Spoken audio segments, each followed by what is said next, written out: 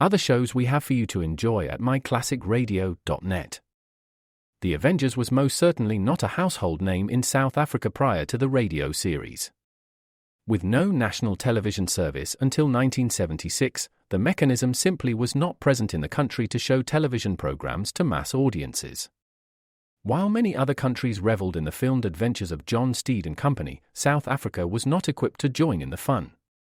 The series took Britain by storm and made a major impression in the American markets, being that greatest of rarities, a British series given a network transmission slot.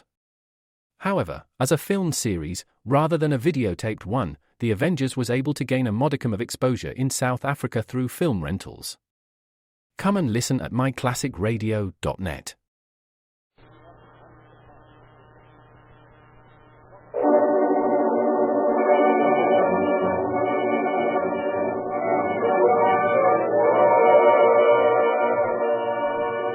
Calling all cars, a copyrighted program created by Rio Grande. Santa Clara Sheriff's Office calling all cars. Attention all Santa Clara Sheriff's cars to broadcast 203. Be on the lookout for a man described as heavy-set, athletic build, broad shoulders, age 20 to 25 years. This man is wanted for questioning by sheriff's officers. That's all.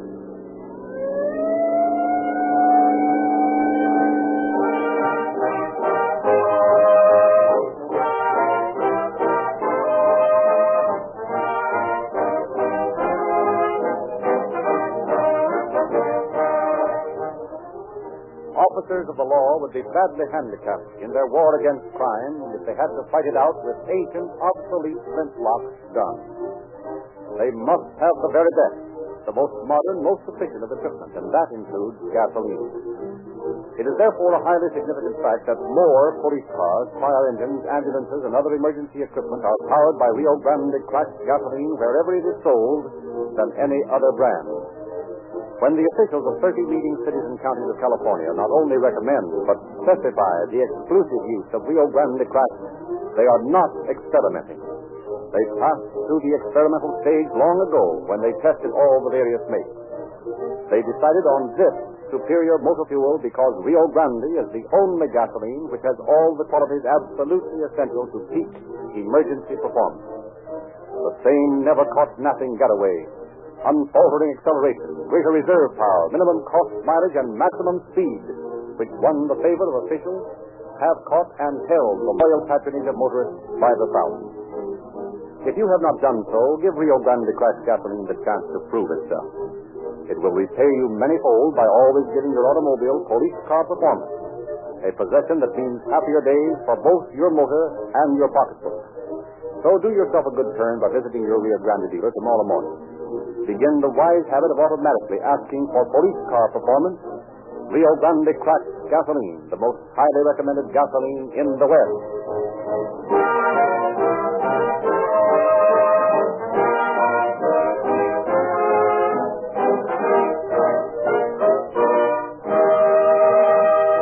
The case you are to hear tonight was taken in the main from the confidential files of the office of the Sheriff of Santa Clara County. And we have asked Sheriff George W. Lyle to prepare a foreword for our program. Occasionally, a person who is not an habitual criminal conceives what seems to him to be a foolproof crime, which he can commit without having to pay for it. Such is the case tonight in the story which has been selected for dramatization.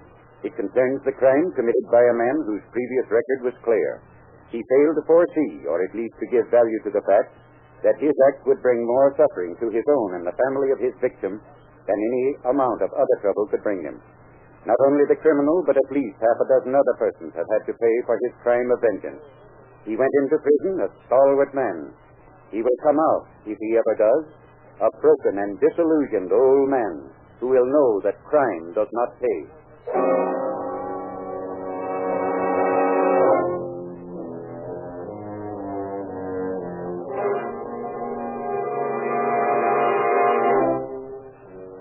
In the dim watches of the night, as the stifling fog rolled across the Los Altos hills, a stealthy figure climbed the stone wall. Cautiously, he made his way across green carpeted lawn toward a small door. He opened it carefully, then, cat-like, stole silently to a room where a man and a woman lay sleeping. He paused to listen to the measured breathing of the sleepers. With fingers that trembled with excitement, he switched the hall lamp. In his hand there gleamed the vicious two-edged blade of a knife. He struck.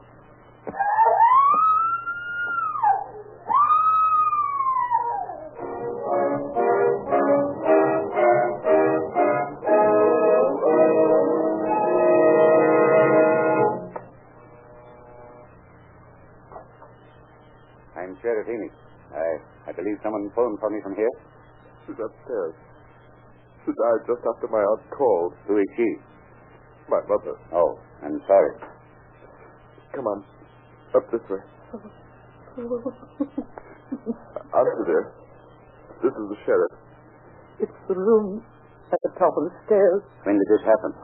Just a little while ago.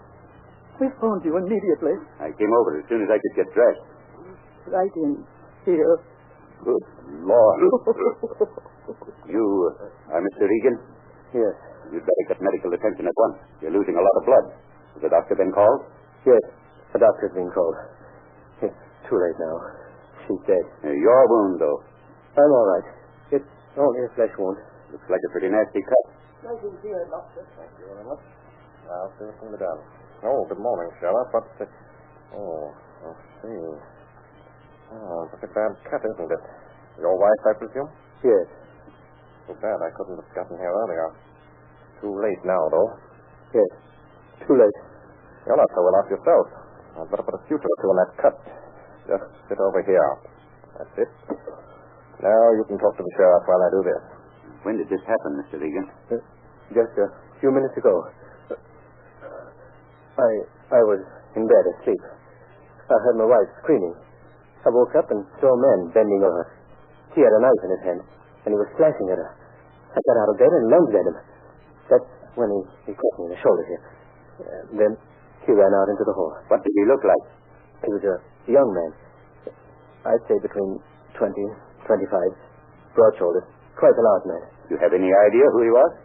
No, I didn't get a very good look at him. I take it that knife on the floor there is the one he used. Yes. I haven't touched it. Well, don't. As a matter of fact, we'd better go into another room and leave everything here just as it is. Oh, through, Doctor? Just about. Are those your trunks, Mr. Egan? Yes. We just arrived from Manila a few days ago. We're visiting my wife's sister here, Mrs. Buck. Was he the one I met downstairs? Yes. Who was the young man? That's my stepson, Charles Smith. He lives here with Mrs. Buck. Oh. Was it dark in here when you woke up? No. The night lamp was on. Oh, do you leave it on all night? No. The man must have turned it on himself. You say you're from Manila. Is any enemies there? None that I know of. I don't believe I have an enemy in the world. Well, I ask that because it seems such a strange attack. I doubt if a white man would use a knife just like that when they're on the floor. It's more the sort of a thing a Filipino would use. No, I don't think it was a Filipino. He was heavy-set, a large man. I chased him as far as the door. My wife was gurgling, moaning, and trying to speak. I turned and saw that she climbed out of bed and had taken a few steps toward the door. It was awful. Is that how the bloody footprint came to be on the floor? Yes, that was my wife's footprint. She started to fall, and I caught her and put her back on the bed. Mrs. Buck and I did all we could to stop the blood, but it was no use. I realized she was dying. I ran to the phone and called the doctor and your office. All right, there you are. Now we can go downstairs. You think Mr. Egan will be all right, Doctor? Yes, if he takes it easy for a bit, too, and doesn't get too much excitement. I think it would be a good idea to let him rest a while now. Don't ask him too many questions. All right. I'd like to question some of the others anyway. Right in here, Sheriff. Doctor. I'll be running along if you don't mind. There's nothing more I can do here. All right, Doctor. Thanks. Thanks a lot. Take it easy now. Don't talk too much. All right. I won't. James, Sheriff Enid wants to ask a few questions. I think I'll rest a bit, if you don't mind. Not at all.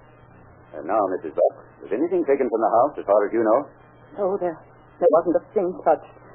As far as we know, the man ran right out the same way he came in. I heard him run past my door just as I got out of bed after hearing the commotion in my sister's room. Is that all you heard? No. Just a moment after the man ran out, I heard a car start up in the driveway outside the house. There's one thing certain. Whoever did this had a grudge against Egan and his wife. Oh, I can't imagine who it could be. I wonder if it would be an inside job. Now, that stepson of Mr. Egan. He fits the description of the murderer. Oh, he couldn't possibly do a thing like that. He couldn't be nursing a grudge against his mother for divorcing his father and remarrying. Not Charles. He never hated anyone in his life. I wonder if you'd mind asking him to step in here a minute. I'd like to talk to him. Not at all. He's right here in the hall. Oh, Charles. The sheriff wants to talk to you. All right, Arthur. Charlie, how old were you when your mother married your stepfather? Oh, I was about 8 years old. I notice you still use your real father's name. Why? Well, when Mother married again, I was in school, and it would have been embarrassing to change it. Mm-hmm. How do you and your stepfather get along? Oh, we're pals. He said I could use his name if I wanted to, but nowadays, changing your name all of a sudden. Everyone knew me by my real name, so I just kept on using it. I see. Do you know of any enemies your stepfather or your mother might have who would do this sort of thing? No.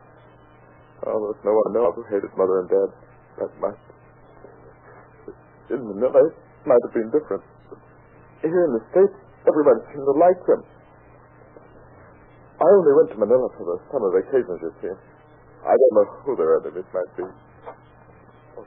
Oh, Dad. Mrs. Buck told me you were asking Charles some questions. And I felt that I probably could give you more information about the family than he could. What made you think I was asking him about the family? But I don't know. I suppose I just thought it would be the logical thing to do under the circumstances. I see. Well, as a matter of fact, I have been asking him something about the family. But now that you're here, perhaps you can supply the information better. Just what would you like to know? What did you do in Manila? I was president of the exporting firm of Egan and Churchton. I married my wife about 10 years ago. Her divorce had been one of those mutually agreed upon things. Which I've often heard of, but have never seen. Anyway, there have always been the most amicable relations between us and Charles' father. As far as natives went, we never had any trouble while we were on the island. I used to live with Major Churchton and his wife, who's my sister. That was before you married? Yes. I don't like to mention this, but you seem to want to know everything. The more I know, the better picture I can form of the motives behind this attack. Well, about 6 months ago, Churchton and I agreed to dissolve partnership. My sister, his wife, and my wife had never gotten along. I stood it as long as I could, and then we decided to break up the firm. After the dissolution, Major Churchton sued me for the goodwill. He didn't believe that he'd received enough money for his share. The suit is pending. Of course, what I'm telling you has nothing to do with my wife's murder, but you seem to want to know, so... I think you've told me quite enough, Mr. Egan. At least you've given me some leads to work on. Oh, by the way, do you happen to know where Charles' father is now? Oh, yes. He lives over in Piedmont. I can give you the address later. Or you can get it from Charles. Well, I'd like to have a talk with that gentleman.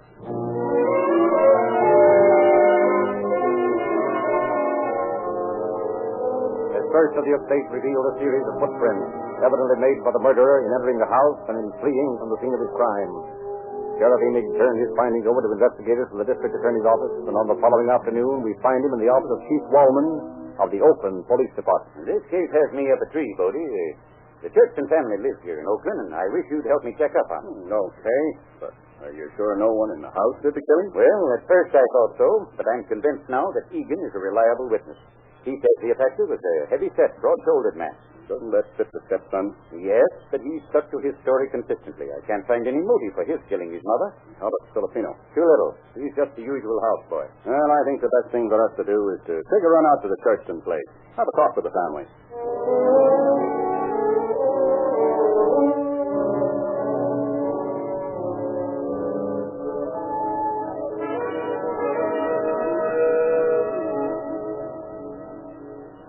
Major Churchton, this is Sheriff Emig.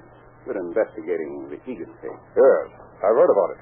Very unfortunate, very. Chief Wallman thought you might be able to throw some light on the case. In what way, Tom?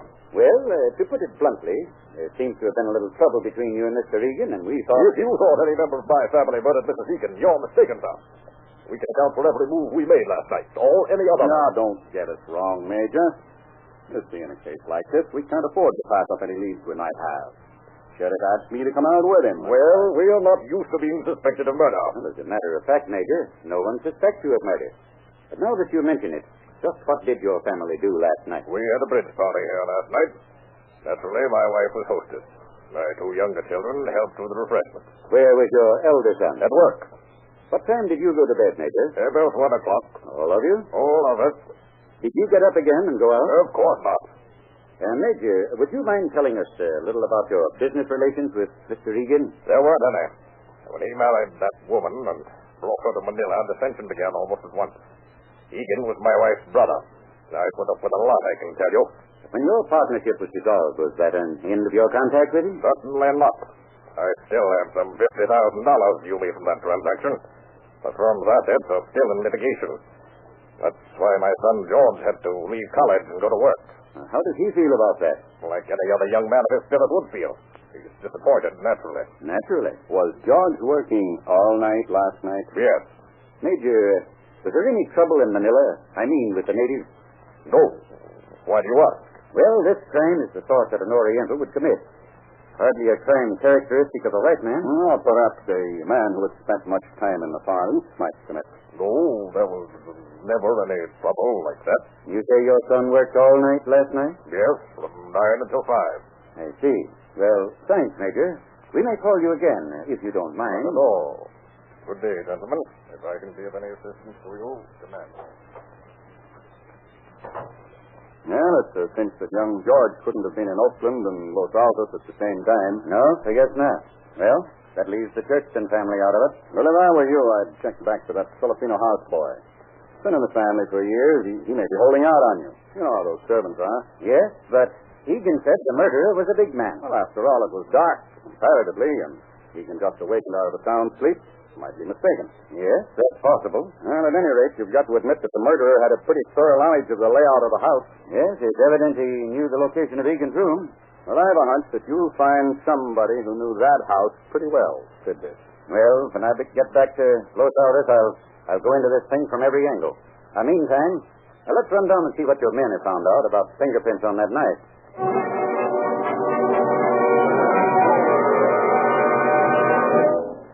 Joe, you gotten those fingerprints from that butcher knife classified yet? No, sir. The knife's too smudged to show any prints. However, there are indications that the man who used the knife wore cotton gloves. Gloves? Yes, sir. See? Hard there. There's an enlargement of one of the smudges. Those crisscross lines are fabric lines. Can you tie that? Well, let's the Oriental element out. Yep. While you were gone, a couple of men from the DA's office brought in this 5-gallon can of kerosene. Where did that come from? They found it sitting on the wall out at the Egan place. Yeah, I suppose he still had his gloves on when he handled that. Well, assuming the same man carried that as committed the murder. Sure. There are lots of smudges, but no prints. Well, I'll put a couple of my men on this and try to trace that knife. Might as well look for the well-known needle as for the place that can was sold. Did you take pictures of these things, Joe? Yes, sir. Well, we'll run them in the evening papers. Maybe somebody will recognize them.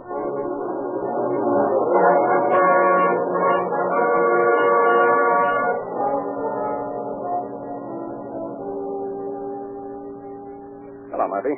What'd you find out about that can and the knife? Boy, can you pick out the job? What's the trouble? Well, I traced that knife to the manufacturer and then to the jobber, and he gave me the name of the merchant that sold it. How do you know that? You remember those little blue marks on the blade? Those things that look like Egyptian hieroglyphics? Yeah. Well, those are the jobber's marks, and told him where the knife was sold. And where was that? Maxwell Hardware at 14th and Washington.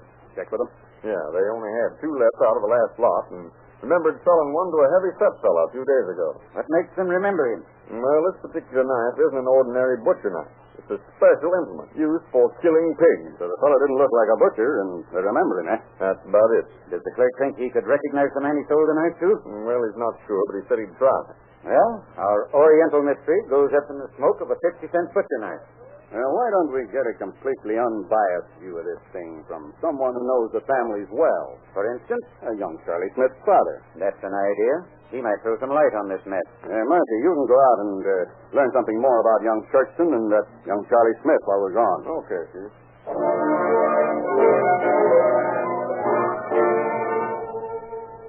A few hours later found the Oakland Chief of Police and Sheriff Enig in the sitting room of a large and luxuriously furnished house in the exclusive Piedmont section of the city. Mr. Smith, we're trying to get a little information about some of the people who might possibly be involved in this Egan case. Oh, yes, I know. My son came over to see me this morning. We thought that with your knowledge of the two groups, you might have some of the information that we lack. May I ask you rather a personal question, Mr. Smith? Certainly. I understand your divorce was a very quiet affair, a mutual agreement. That's right. I prefer to let my wife go than to spend my life bickering and quarreling about non-essential things. I realized that the boy would be happier with her than with me, so he lived with his mother. I saw him occasionally. And how were your relations with the Egans? As friendly as possible under the circumstances. Just what position does Mrs. Buck occupy in this setup? Mrs. Buck is the real power behind the firm of Egan and Churchton. She always held the majority of the stock. Most of the money in the firm was hers. Evidently explains how Mrs. Egan had so much influence. Yes, it does. Of course, Churchton and Egan took out good money in salaries, but after Egan married Mrs. Buck's sister, things didn't go so smoothly with the firm, and the Churchtons came over here to live. Was pressure brought on Churchton to get him out? I rather think that Mrs. Egan prevailed upon her sister to force the issue in that case. I understood they bought the Major out. Well, they paid him in cash for his stock, I believe, but he felt that he never received a just amount from holding. Yeah, he told us that a suit was pending against the firm.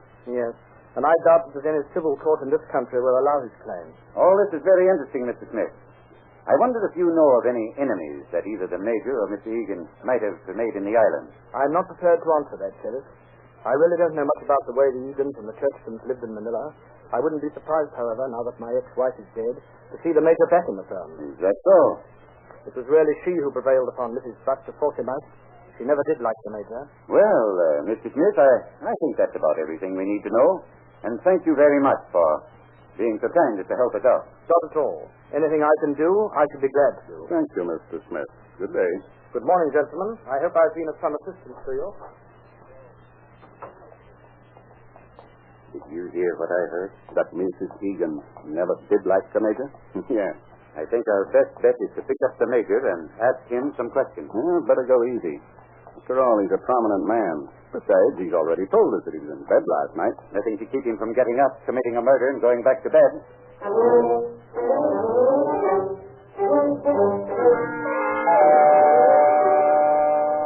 At Oakland Police Headquarters, Major Churchton proved a stumbling block to the sheriff and detectives.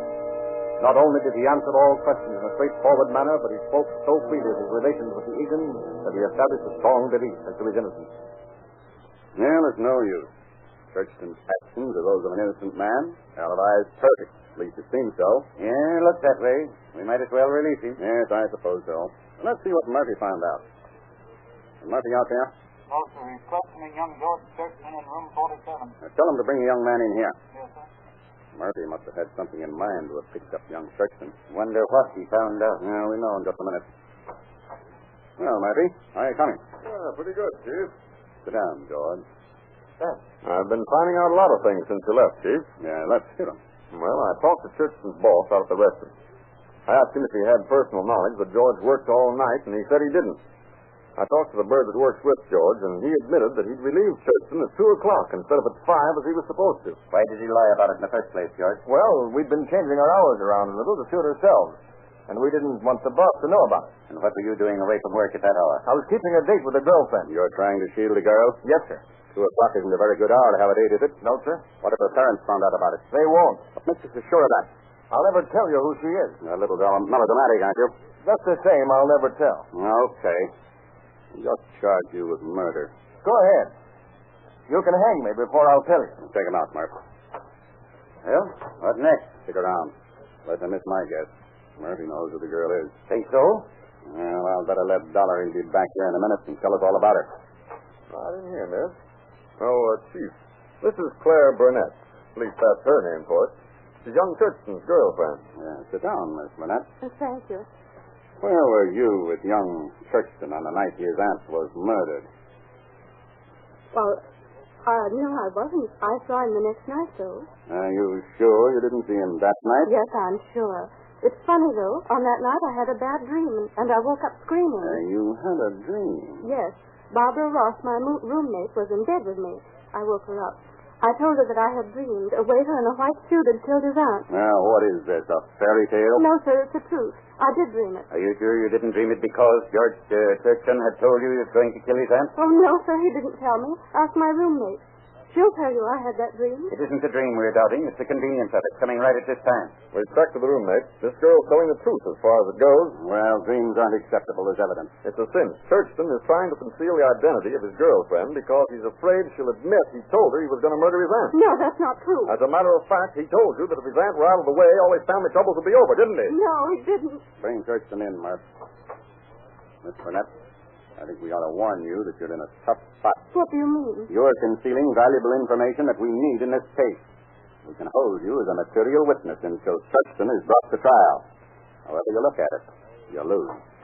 Claire, Oh, George. what are you trying to do to her? Trying to get the truth, Churchton. Well, she doesn't know anything about it. We have reason to believe she does. I tell you, she doesn't know anything about this affair. You probably haven't heard about the dream of her. What dream? George, don't let them trick you into saying anything. All that stuff about dreaming of seeing a way to kill his aunt. Well, we think she knows more about this than she's telling. As a matter of fact, we think she's in on it. Maybe she even helped you do it. I tell you, she had nothing to do with it.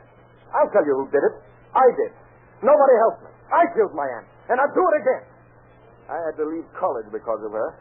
I had to work as a waiter because of her. I never had a chance to live like other kids my age. No fun, no dates, no money, nothing but work. Every night the same thing. Work.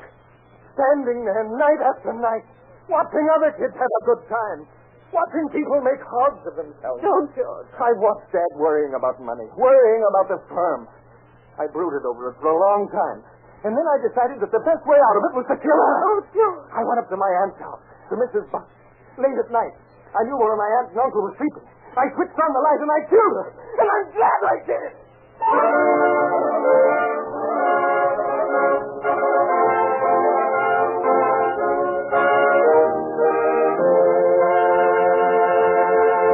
George Churchton was tried for the murder of his aunt, found guilty, and sentenced to life in prison. Another crime that did not pay.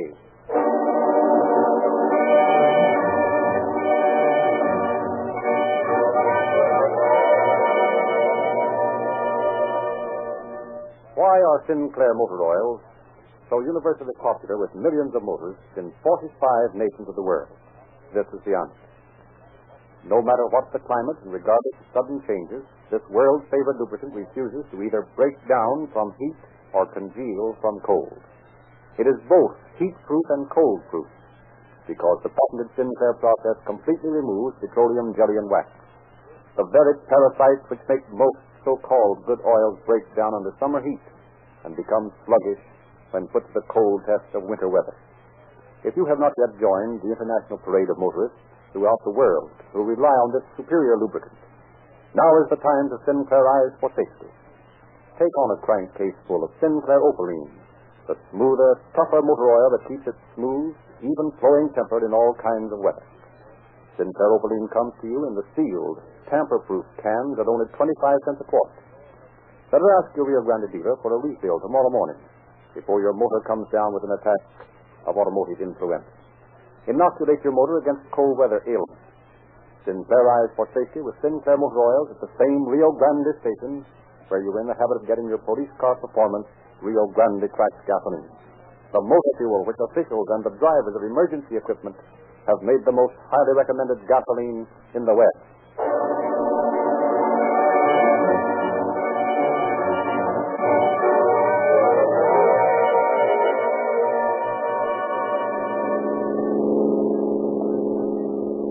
Santa Clara Sheriff's Office calling all cars. Attention all cars. The cancellation of broadcast 203 regarding a murder. Suspect in this case are now in custody. That's all.